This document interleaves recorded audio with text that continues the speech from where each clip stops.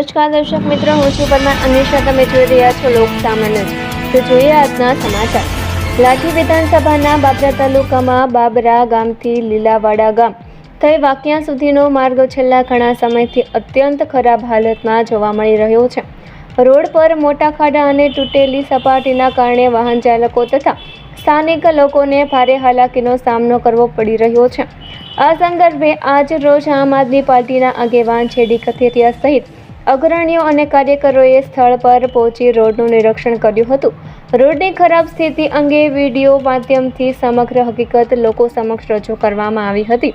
આ સંદર્ભે આમ આદમી પાર્ટી દ્વારા સંબંધિત તંત્ર અને અધિકારીઓને 8 દિવસનું અલ્ટિમેટમ આપવામાં આવ્યું છે. આપ નેતા છેડી કથિરિયાએ તંત્રને ચીમકી આપતા જણાવ્યું હતું કે 8 દિવસની અંદર રોડનું યોગ્ય રીતે રિફેસિંગ અથવા જરૂરી રિપેરિંગ કરવામાં નહીં આવે તો સ્થાનિક લોકોને સાથે રાખીને ઉગ્ર આંદોલન કરવામાં આવશે. આપ નેતા છેડી કથિરિયાએ સ્પષ્ટ જણાવ્યું હતું કે લોકોના જીવ અને સલામતી સાથે કોઈ બાંધછોડ ચલાવી લેવામાં નહીં આવે અને રોડનું કામ તાત્કાલિક કરવામાં આવે તેવી અમારી માંગ છે. આ કાર્યક્રમમાં આમ આદમી પાર્ટી નેતા છેડી કથિરિયા સાથે પાર્ટીના લીગલ સેલના ઉપાધ્યક્ષ કૌશિકભાઈ ભરાડ, લાઠી વિધાનસભા સંગઠન મંત્રી રાજુભાઈ ખાતરોજા, બાબરા તાલુકા પંચાયત વિપક્ષના નેતા ભૂપતભાઈ વિરડિયા, કોટડા પીઠા જિલ્લા પંચાયતના પ્રમુખ નારણભાઈ ભોજાણી તેમજ કોટડા પીઠા સીટ પરથી ચૂંટણી લડેલા વશરામભાઈ ઝાપડિયા સહિતના આગેવાનો ઉપસ્થિત રહ્યા હતા. કે અહીંયા કોઈ કામ કરવાનું નહીં અને ખાલી ને ખાલી લોકોમાં મતનો દુરુપયોગ થાય અને મત આપી દે પછી કોણ હું અને કોણ તું એવી પરિસ્થિતિ છે. તો હું તમને બતાવીશ અને આજે થોડું મોટું લાઈવ કરવું છે.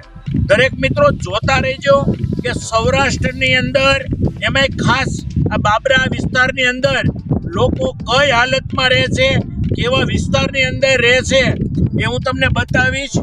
કે આ તમે જોઈ શકો છો, આ ભાઈ આવે છે ને, આ કોટડા પીઠા જિલ્લા પંચાયતનો રોડ છે અને આપણે સ્થાનિક અહીંયા જે લોકો અહીંયા સ્થાનિક નીકળે છે એમને હું એક તમારો પરિચય કરાવીશ. ભાઈ, તમારું નામ શું છે?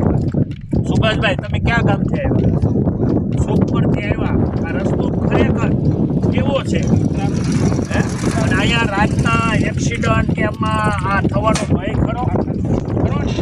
તો તમે જોઈ શકો છો કે આ સામાન્ય અહીંના રાહદારી છે અને રાહદારી પાસે આપણે રિવ્યૂ લીધો કે આ રોડની હાલત ખરેખર શું છે અને અહીંયા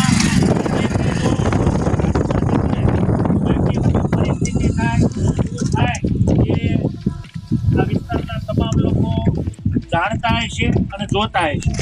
એટલે ખાસ આ બાબરાથી આવતા લીલુડા ગામમાં અમે આવ્યા છીએ.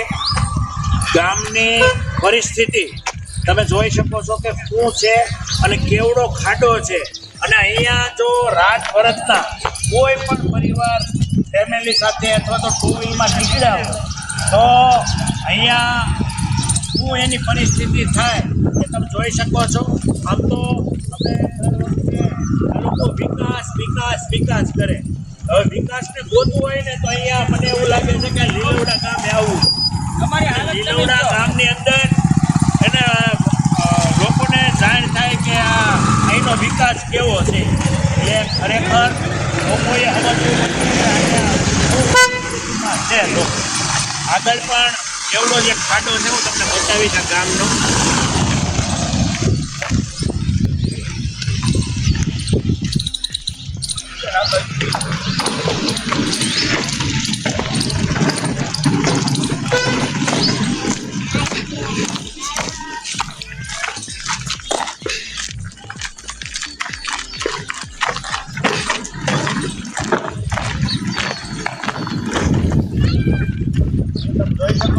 ખાડાની અંદર ઊભો છું અને આ ખાડાની અંદર લગભગ અહીંયાથી મને અહીંયા ઘૂંટણથી ઉપર એ સીધા લાગે છે.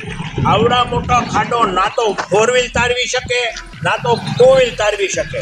એટલે ખાસ આ અમારે કાલે તો આ રજૂઆત કરવાની છે અને આ રજૂઆત અમારી જો અધિકારી ન સાંભળે તો જે તે ચૂંટાયેલા લોકો નહીં સાંભળે તો આ રોડ ઉપર અમે સ્થાનિક લોકોને સાથે રાખી અને આંદોલન પણ કરીશું અને આ રોડ આ જે લોકો છે એમની સુખાકારી માટે અમારે જે કાંઈ કરવું પડશે એ તમામ કરીશું.